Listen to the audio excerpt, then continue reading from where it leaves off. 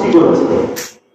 আদম আলাইহিস সালাম পৃথিবীতে অনেক আসার বহু আগে আল্লাহ তাআলা শয়তানকে সৃষ্টি করেছে। তাহলে খারাপ জিনিসকে সৃষ্টি করার কারণ নাই। তো আরবিতে একটা পরম বাক্য আছে, ফিআলুল হাকিম লা ইয়াকুনু আন হিকমাত। জ্ঞানীদের কোন কাজ এটা কখনো হিকমত থেকে খালি হয়। যেহেতু আল্লাহ রাব্বুল আলামিন সবচেয়ে বড় জ্ঞানী, আলিমুল গায়ব, তিনি সবচেয়ে বড় জ্ঞানী। এজন্য আল্লাহ তাআলা যে জিনিসটা সৃষ্টি করেন এটা কখনো মানুষের কল্পনায় আসে না, এটা উপকারে আসে। এই জন্য ওলামায়ে কেরাম,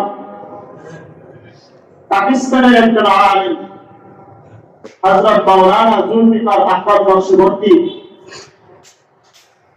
বারাকাল্লাহু ফি হায়াতি, উনার কিতাবে বলছে ফুতুহাত জুলফিকার আহমদ নকশবন্দি 10 নম্বর খণ্ডের মধ্যে নিয়ে আসছেন যে আল্লাহ তাআলা শয়তানকে সৃষ্টি করেছেন এই জন্যই, যদি শয়তানকে সৃষ্টি না করা হতো, মন্দ জিনিসকে সৃষ্টি না করা হয়, তাহলে ভালো জিনিসের মূল্যায়ন। খেলার মধ্যে যদি হার জিত না থাকে, তাহলে ওই খেলার মধ্যে কোনো দাম থাকে।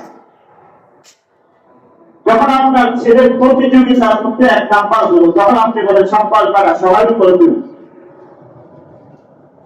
যখন আপনার সন্তান ক্লাসের সব স্টুডেন্টদেরকে পিছনে ফেলে 1 নাম্বার হয়, তখন আপনি তাকে বাড়াবেন। প্রতিষ্ঠান তাকে সংকট দেওয়ার, কারণ সে সবাইকে পিছিয়ে 1 নাম্বার হয়েছে। ঠিক তদ্রুপ আল্লাহ তাআলা শয়তানকে সৃষ্টি করেছেন যাতে করে শয়তানের মাধ্যমে শয়তান যে নাফরমানিগুলো করবে, ওই চক্রান্ত থেকে যে বেঁচে থাকবে, আল্লাহ তাআলা তার জন্য জান্নাত রেখে দিয়েছেন। এই জন্যই আল্লাহ তাআলা শয়তানকে সৃষ্টি করেছেন।